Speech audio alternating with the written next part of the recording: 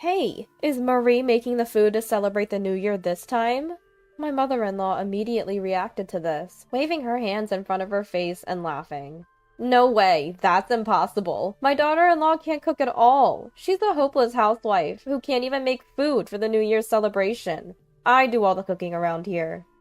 Her laughter was extremely unpleasant. It wasn't a joke, nor was it just going along with the mood of the moment. It was nothing but an insult to me. I had reached my breaking point. My next move was to fight back. I had to give it my all. I am Marie, a 28-year-old who just got married last year.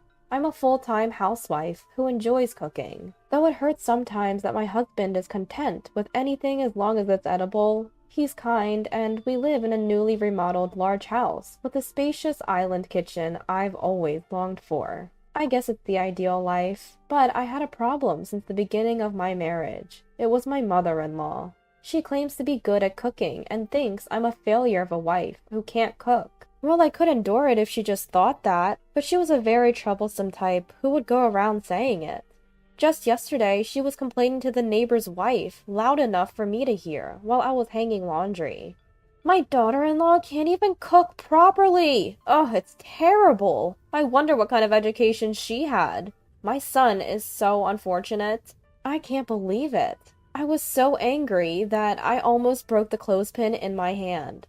I could endure her criticizing me, but I couldn't stand her speaking ill of my parents. I deeply respect my parents and have learned countless things from them.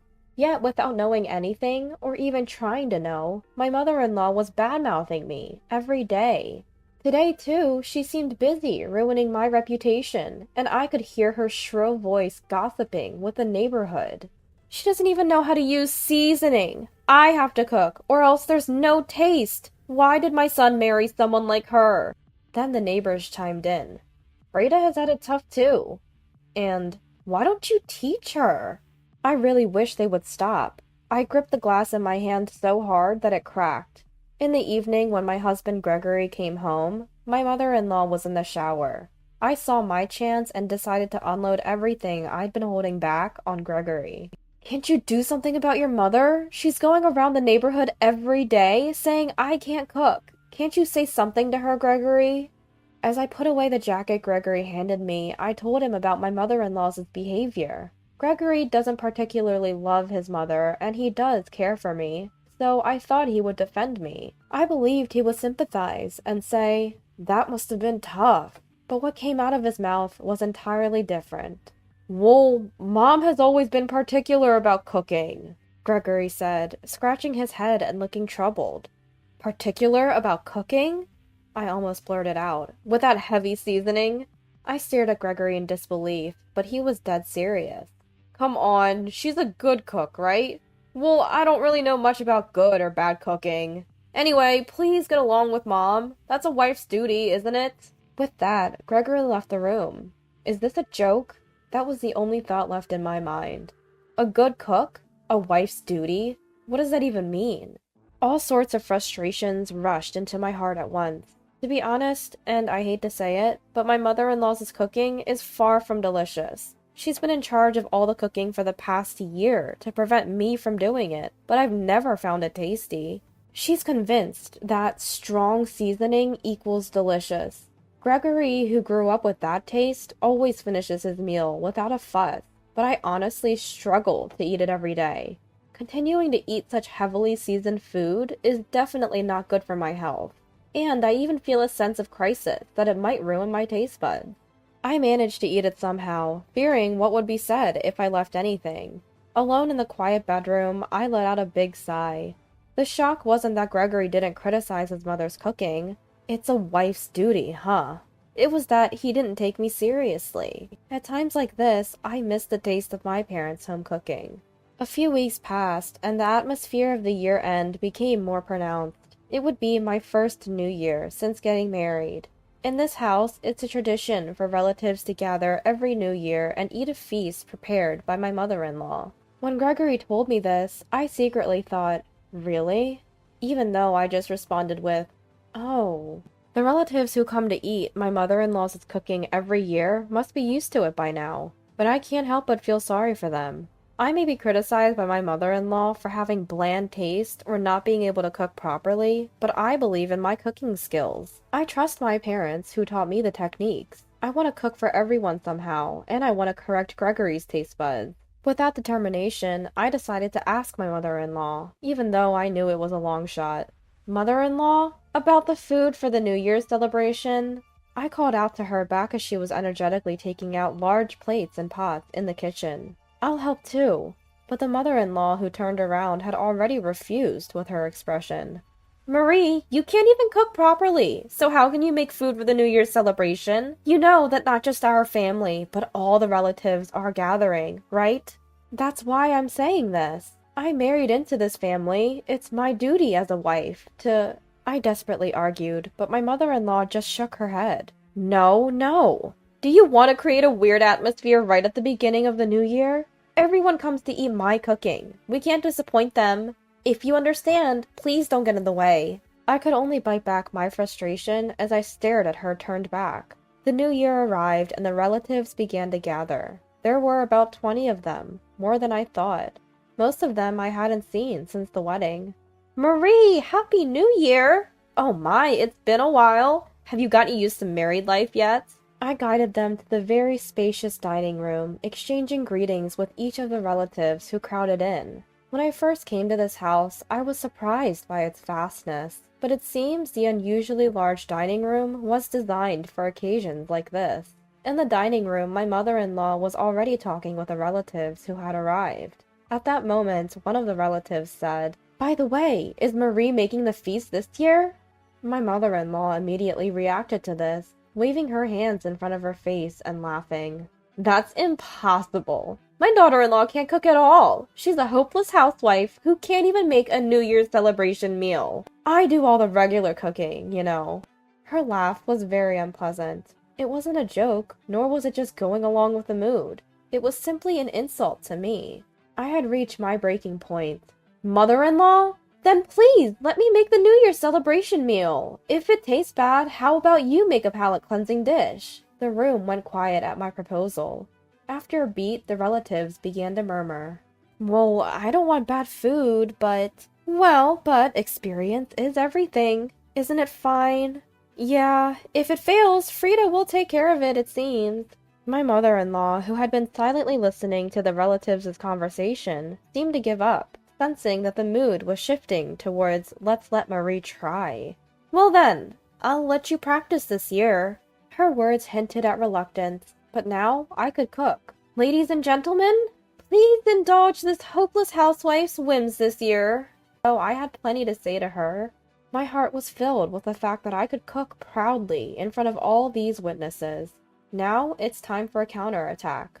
All that's left is to give it my all. In conclusion, the cooking was perfect. Before the beautifully arranged feast on the large plate, exclamations of admiration rose from the relatives. Wow, it looks delicious! Well done, Marie!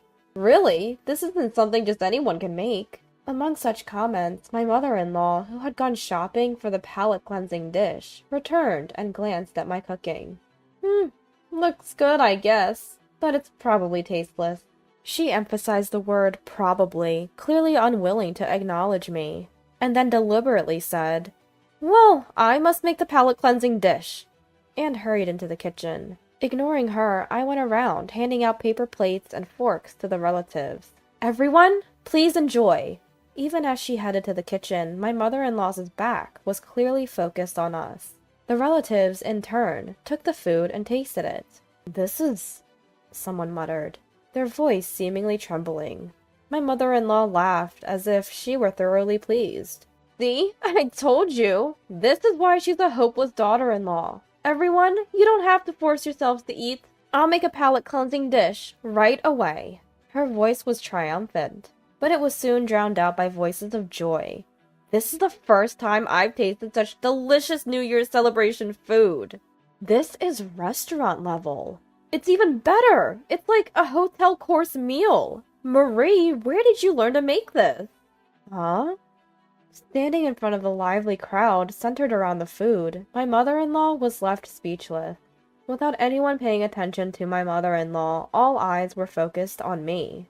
Actually, I began deciding to reveal the truth to everyone. My family owns a historic French restaurant, known as a place where you can eat authentic French cuisine. It's even listed in the Michelin Guide.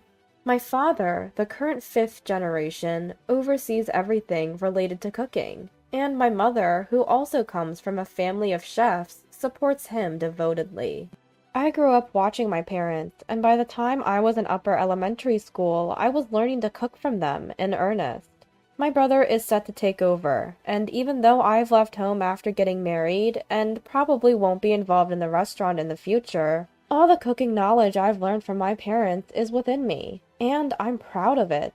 That's why I couldn't stand my mother-in-law's words and actions that denied my cooking skills. To deny my cooking is to deny my parents, and the restaurant that my ancestors have passed down through generations. That's the situation. Actually, I did tell you before we got married, mother-in-law. My mother-in-law, who tends to disregard others and look down on me, seemed to think of me as just a daughter of a small country restaurant. Furthermore, Gregory, who is utterly indifferent to food, probably doesn't even understand the difference between a family restaurant and authentic French cuisine. I can't help but wonder why I married into this family. Marie!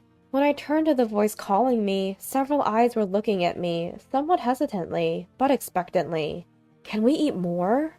I want to eat more too!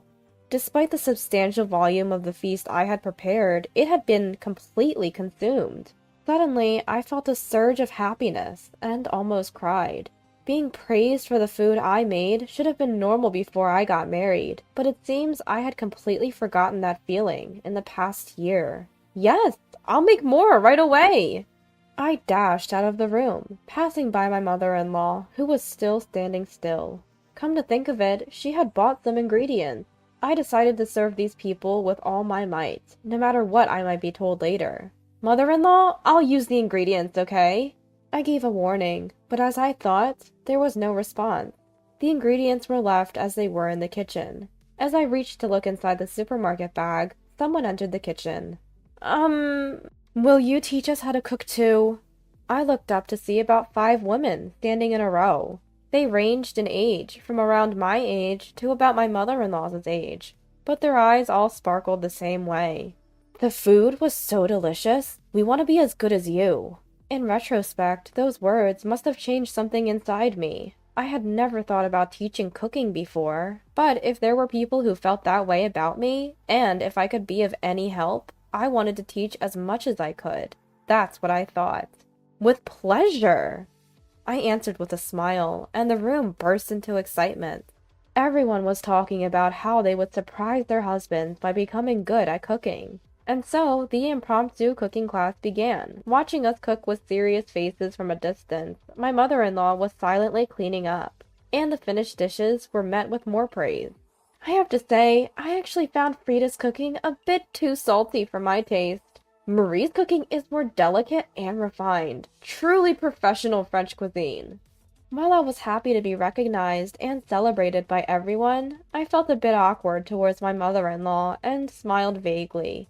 She didn't interrupt and focused on cleaning up. Just as I was thinking about saying something to ease the situation, Gregory delivered the final blow. I really prefer Marie's cooking. Mom's strong flavors make me worry about salt and health. From now on, Marie should do the cooking, regularly. With those words, my mother-in-law seemed to have completely lost her place, and before I knew it, she had retreated to her room. After that, word of my cooking skills spread among the relatives, and I started receiving requests to teach cooking classes. At first, I hesitated, but remembering the excitement of the small cooking class I held on New Year's, and thinking that if people wanted my cooking skills, I accepted the request. Word of mouth spread quickly, and before I knew it, I was being featured in the media as a housewife who cooks authentic French cuisine. Now I receive teaching requests from all over the country. Life is truly unpredictable, and this was an unexpected turn of events. But I even had a conversation with my father in a cooking magazine. As for my mother-in-law, who had been spreading the word in the neighborhood that I was a bride who couldn't even cook properly, she stopped commenting on cooking altogether after that day. She stopped cooking altogether, and now I hold all the authority over cooking in the house. And we live peacefully, albeit busily.